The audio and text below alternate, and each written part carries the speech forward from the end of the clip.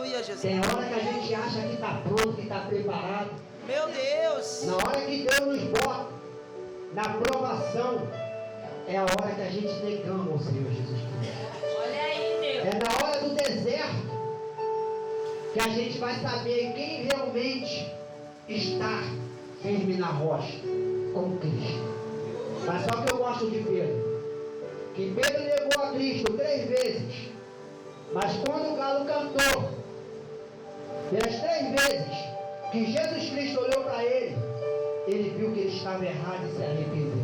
Meu Deus. Então há tempo daqueles que estão errados diante da presença do Senhor, que sabe que está negando ao Senhor Jesus Cristo, ainda é tempo de se arrepender. Meu Deus. Ainda é tempo de se arrepender. Enquanto Jesus Cristo não volta, é tempo de se arrepender. Porque a gente vai conhecer que quando há vida, há esperança. Então depende de mim e de você. O nosso presbítero pediu para que eu pudesse trazer um pouco do relato da minha vida. Eu confesso para os irmãos que precisaria aí mais ou menos de umas 3 horas do que aconteceu da minha vida. Mas só que eu vou falar aquilo no qual Deus, dificuldade na minha vida. Fui criado por padrasto. No qual o padrasto não gostava de mim. Ele fazia de tudo para me ver. A minha mãe me espancando. E por ele não estar satisfeito, ainda me batia, me espancava. E eu cresci com aquela ira dentro do meu coração. Eu lutava, fazia karatê, fazia capoeira, que eu falava que eu ia pegar ele. E eu cresci com aquilo no coração, que eu falei que eu ia virar bandido. Ia virar miliciano para matar ele. E isso não era difícil naquela época. Que eu fui crescendo, fui conhecendo pessoas que eram do meio. Dentro da minha própria família, havia pessoas que se misturavam com essas coisas também. E dali fui crescendo, sendo humilhado dentro da minha casa, vendo ele agredindo a minha mãe, e que dali a ira só crescia cada vez mais. Mas chegou um certo dia que eu fazia capoeira, e naquela época, cada praça que você ia, você encontrava uma roda de capoeira. Então eu e meus amigos, a gente pegava a bicicleta e saía pelo mundo afora procurando roda de capoeira, para poder se aperfeiçoar cada vez mais e também poder dizer que a gente era melhor do que aqueles alunos que estavam lá. Mas chegou um dia que um dos nossos amigos, na roda de capoeira, o professor foi dar uma meia-lua e acertou o rosto dele. E ele caiu, desmaiou, e ali a gente achamos que ele tinha morrido. E a gente imaginando o que a gente ia falar para a minha madrinha, o irmão dele também. Mas pela honra e glória do Senhor Jesus Cristo, não tinha acontecido nada com ele. Foi só um susto. E a partir daquele momento, a gente botou um propósito no nosso coração, que todas as vezes que a gente fosse procurar uma roda de capoeira com a nossa bicicleta, a gente ia entrar primeiro dentro da Igreja Universal. E aí todos os dias, quando a gente ia para as rodas de capoeira, a gente entrava e orava a Deus, para que Deus não deixasse nada vinha acontecer conosco. E dali foi indo. Quando eu fui perceber, eu já estava sendo batizado. Meu Deus. Dentro da Igreja Universal. E dali eu participei do grupo jovem. Fui indo. Eu acredito que se eu tivesse continuado lá hoje em dia eu seria um pastor, ou até mesmo um bispo já dentro da casa do Senhor, que eu creio que eu estava com 14 para 15 anos naquela época.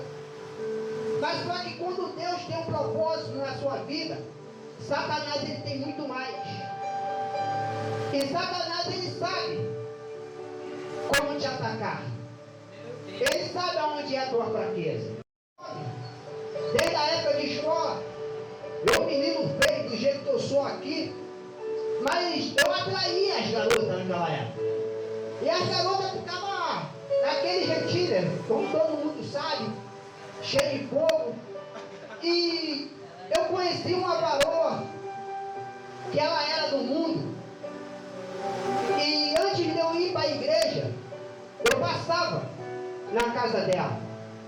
Todos os dias que eu ia para a igreja, eu passava na casa dela. Ficava no portão dela, a gente conversando. E quando eu ia ver, já tinha passado a hora do culto.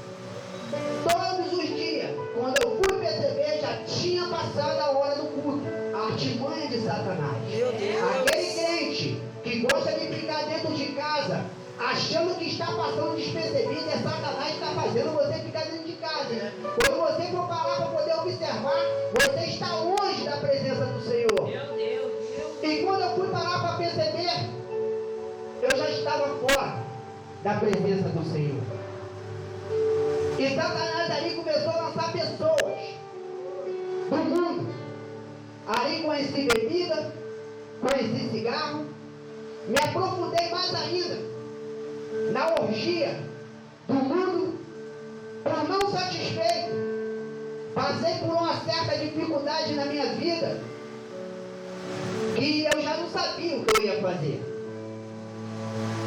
E teve uma pessoa dessa época que já morreu, as duas pessoas já faleceram. Uma era até um grande matador nessa época, gostava de cortar a cabeça dos outros, e ele trabalhava com a entidade. E a varoa, que já está falecida também, falou: tem como a gente resolver isso? Vai lá em casa mais tarde que vai ter trabalho lá, fulano de tal vai virar. Tá bom, fui lá, entrei naquele mundo. Mas só que ali eu não gostei, que era Umbanda. Então era uma coisa muito pesada. A gente naquela época, quem é da Umbanda, do Candomblé, acha que há uma certa diferença. Que quem é da Umbanda trabalha muito com imagem, com espíritos pesados, carregados. E quem é do Candomblé acha que trabalha com os orixás, que é os deuses da mata. Trabalha com a energia da natureza. Então já é mais suave, mais tranquilo. Mas só que hoje, quando a gente estamos na presença de Deus, nós entendemos que são tudo capeta. É verdade. Tudo trabalha para poder atrasar a vida de todos os seres humanos. Não há diferença de Umbanda, de Quimbanda, de magia negra e de Candomblé. São tudo capeta. Tudo faz parte do inferno. São tudo anjo decaído. Então não há diferença. Não adianta. Orixá faz sim, é tudo capeta. Que se fosse bom já não conversava macumba. Seria boa cumba. Então aí não me agradei. Acabou que um amigo meu, somos muitos amigos. Hoje em dia, desde de infância. Mas ele ainda continua no mundo do espiritismo. Já foi evangélico também, da Igreja Universal, da mesma época. Acabou que eu saí, ele continuou. Muitas madrugadas, 5 horas da manhã, às vezes 6 horas da manhã, eu chegava bêbado com a cara cheia de cachaça, caindo. Ele levantando domingo, 6 horas da manhã, me encontrava, já vinha correndo para poder me buscar, para poder ir. E eu falava: não, daqui a pouco eu vou. Eu deitava na minha cama, ele ia lá, sabe que os pessoal da igreja Universal são persistentes. E quando ele não consegue te levar, ele não sossega não. Ele entrava, ele tinha liberdade para entrar na minha casa, ele pegava a minha cama, virava a cama, eu caía, ele falava: vai comigo. Eu ia com ele, sentava lá no banco. Quando ele fechava os olhos, eu metia o pé. Vinha para casa dormir. Mas esse amigo, eu estava passando por uma certa dificuldade com minha esposa, meu filho pequenininho, no ano de 2022. Ele pegou e falou: eu conheço uma pessoa que é pai de santo. Esse pai de santo está até falecido, faleceu esse ano. ele pegou e falou, vou conversar com ele, para poder ver se ele tem como te ajudar. Falei, tá bom. Ele foi, quando foi no outro dia, o pai de santo mandou ir lá. Fui lá e conversou, aí tem aquele negócio lá de fazer cabala, de idade, tudo, para poder saber quais os orixás que você tem, que você carrega. E ele marcou comigo para poder, até dentro da macumba tem ordem e decência. E hoje em dia dentro das igrejas está uma bagunça fora do normal. Para mim poder entrar para dentro do centro espírita, eu tive que pedir permissão ao caboclo da casa. Que se ele não autorizasse, eu não podia entrar. E hoje em dia qualquer um sobe em cima do altar. Hoje qualquer um sobe em cima do altar. As pessoas não estão tendo mais ordem e decência dentro da casa de Deus. Que eu não prestava, mas também que eu não era ruim. Realmente eu não prestava, mas também sempre tive um coração mole. Eu nunca desejei o mal para ninguém. Pode ver que eu falei que eu cresci com o desejo de matar meu padrasto. Tive várias oportunidades, mas só que eu parei para pensar. Eu não queria carregar um sangue na minha mão. Isso já era propósito de Deus na minha vida. E ali eu fiquei, no Candomblé, fiquei mais ou menos 3, 4 anos, só enrolando para poder fazer santo, enrolando. Acabou que chegou um certo dia, que Satanás ele já sabia o propósito de Deus, que eu não prestava, mas também que eu não era ruim. Realmente eu não prestava, mas também sempre tive um coração mole. Eu nunca desejei o mal para ninguém. Pode ver que eu falei que eu cresci com o desejo de matar meu padrasto. Tive várias oportunidades, mas só que eu parei para pensar. Eu não queria carregar um sangue na minha mão. Isso já era propósito de Deus na minha vida. E ali eu fiquei, no Candomblé, fiquei mais ou menos 3, 4 anos, só enrolando para poder fazer santo, enrolando. Acabou que chegou um certo dia, que Satanás ele já sabia o propósito de Deus, o propósito de Deus na minha vida, o projeto.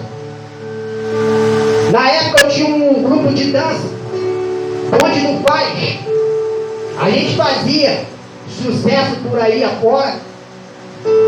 Fomos pro Morro do Sapo, e até uma gravação de DVD. E naquela época eu já não estava dançando mais, eu estava tocando. DJ, servei de ser DJ. E esses 2 amigos me chamou para tocar e fomos lá. Sendo que teve 3 alarmes que a polícia estava subindo. E nesses 3 falaram que era alarme falso. E no 4º alarme, quando foi ver, a polícia já estava em cima dando tiro. E eu deitei no chão, junto com meus amigos. Quem já viu aquele filme Matrix? Que vê a bala passando? Que o dali não é ficção não.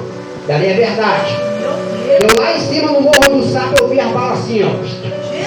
Se não fosse Deus, eu estaria, não sei, de 2005, tem quantos anos? De 2005, então em 2003, teria 13.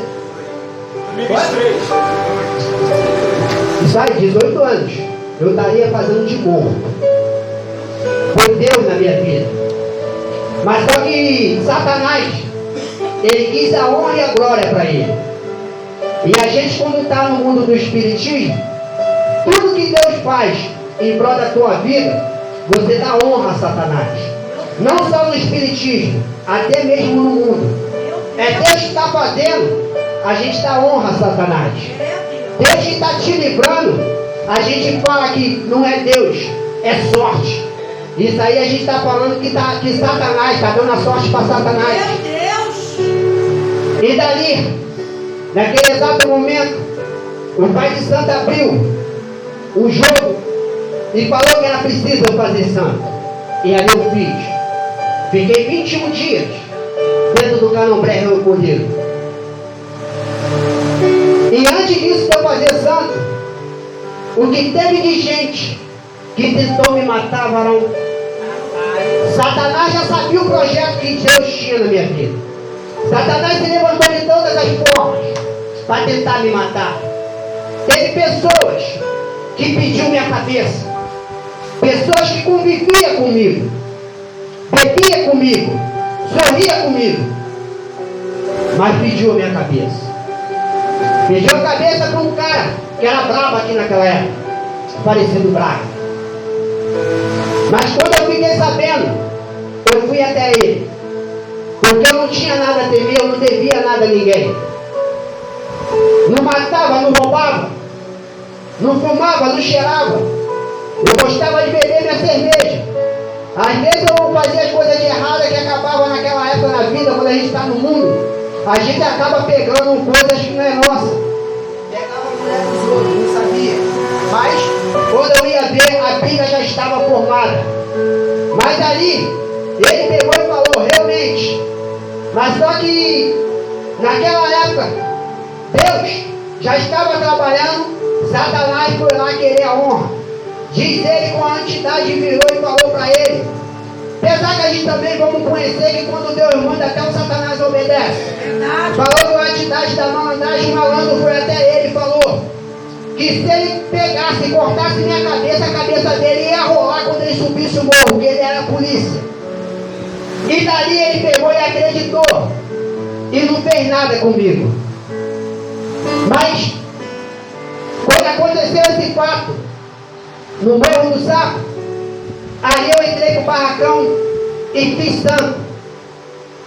E hoje em dia eu entendo o porquê Satanás se levantou. Por causa que lá dentro do barracão eu também tinha um nome. A gente não tem nome, só aqui dentro da igreja. Satanás ele tenta copiar tudo que é de Deus.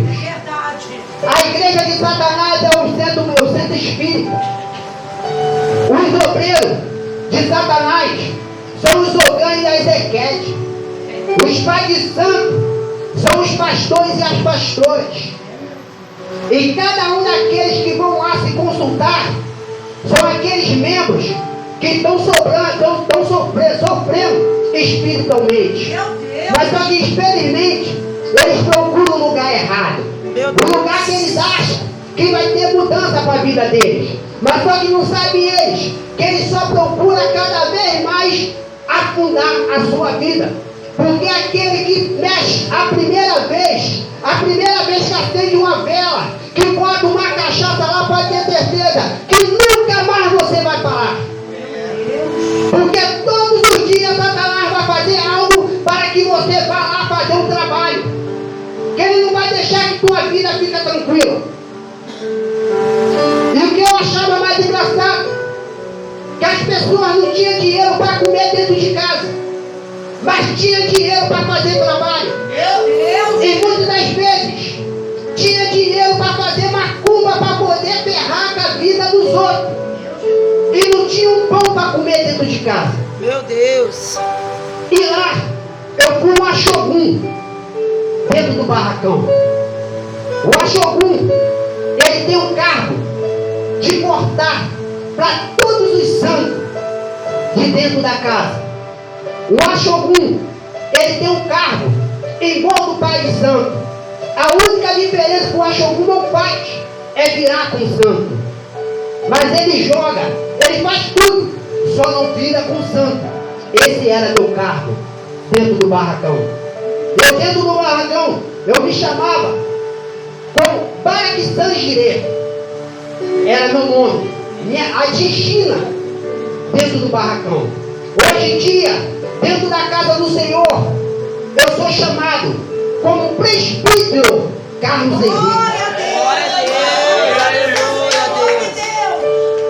Deus. Deus, Ele nos dá o escape. Antes de vir acontecer algo comigo, Deus ele usou todos os seus servos, desde 2016 até 2019, falando que Ele tinha plano na minha vida, que Ele tinha pressa de me usar para salvar almas. E eu não acreditava. Entrava no ouvido e saía no outro. Deus usou pessoas para falar que eu nunca vi na minha vida, lá em Búzios, lá em Xerém, para dizer que eu já estive na presença dele e já era hora de eu voltar. E eu não estava acreditando. Mas só que em 2019, Deus ele pegou e falou: agora eu pego ele de jeito. Meu Deus! Conhece? Lá bebi, enchi a cara de vodka a noite toda. Então eu vindo com o meu carro. Passei do Gramacho, era para eu poder ter pego o poste de gasolina. Era para eu poder ter caído com o meu carro dentro daquela ponte no balão. Era para eu poder ter capotado naquela curva ali que pega para vir para cá para o São José ali na reta. Mas só que quando chegou aqui, nessa virada ali, aonde tem ali que abriu uma lojinha de celular ali agora ali, perto onde tem um lanche ali, o ônibus fez a curva 5h da manhã, uma curva aberta. Eu joguei meu carro para o canto. Quando eu fui voltar, a barra de direção do meu carro quebrou. E eu perdi a direção. Na hora do susto, e cheio de cachaça, em vez de pisar no freio, eu pisei no acelerador. E o carro subiu a calçada e eu fui embora. Saí batendo em tudo. Acertei uma moto lá, PCX, destruí a moto toda. E como o carro estava, todo mundo falou que quem estava dentro do carro tinha morrido. Estava eu e mais um amigo. Pela honra e glória do Senhor Jesus Cristo, Aleluia. não sofri um arranhão. Um rapaz não sofreu um arranhão. Mas quando eu cheguei dentro da minha casa, quando eu botei o pé dentro da minha casa, Deus ele permitiu que eu escorregasse e batesse na parede da minha cozinha e abrisse isso aqui. Eu acho que é aqui, ó. É aqui. Deus ele deixou a marca para que eu nunca mais esquecesse do que ele fez por mim. Jesus! Do livramento que ele me deu. E dali naquele exato momento, Satanás, por não satisfeito, que eu não queria mais mexer, não queria mais cuidar de nada, Satanás ele começou a usar as pessoas que não era do mundo espiritual, mas gostava de mexer, para poder começar a fazer trabalho contra mim. E ali eu comecei a perceber, Deus começou a usar pessoas para poder me alertar daquilo que estava acontecendo. E eu cheguei e falei: se eu que mexo com o espiritismo, Satanás, ele está aceitando algo das pessoas para poder me queimar, para poder me prejudicar, só porque eu não estou acendendo mais vela para ele, não estou mais cuidando. Peguei e falei: já não quero mais saber mais disso. Foi aonde minha mãe me chamou, para que eu pudesse ir fazer uma visita na igreja dela. E dali naquele dia eu fui. E naquele dia que eu fui tinha um evangelista, pastor William. Agora hoje em dia é o pastor William. Era o evangelista William. Ele pegou, na hora que ele começou a pregar, eu senti que Deus estava falando comigo.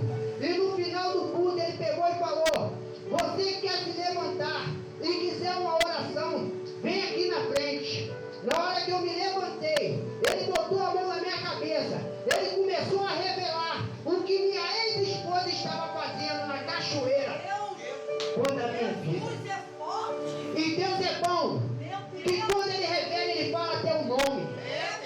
Meu Deus! Jesus é maravilhoso! Deus falou através da boca dele: Ingrid está fazendo um trabalho na pedra da cachoeira com mel e teu nome para poder fechar os seus caminhos. Porque o desejo dela era me ver preso. Ela queria que eu não arrumasse trabalho algum por causa da pensão. Que ela queria me ver preso. Mas só que Deus é bom e é maravilhoso. Meus irmãos, já fiquei 1 ano e 2 meses sem pagar pensão. Não foi porque eu quis pagar, não. Que eu não tive condições. Na hora certa, Deus me deu condições. Eu fui lá e consegui pagar tudo que tinha que pagar. O nosso Deus é bom. Aquele que se encontra frio, aquele que não se encontra firmemente diante da presença do Senhor, ainda é Deus.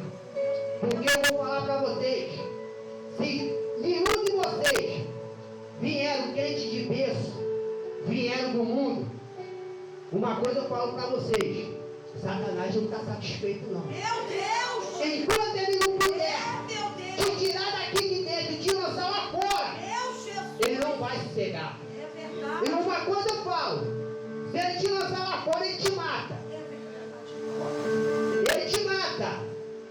Porque o desejo dele é que você não volte para a presença de Deus. Porque nós que conhecemos a palavra, a gente saímos da presença do Senhor e morremos lá fora, é condenação na certa. Meu Deus! Porque somos conhecedores da palavra. Meu Deus! Eu tenho dó daqueles que diz que conhece a palavra, mas não vive a palavra. Meu Jesus!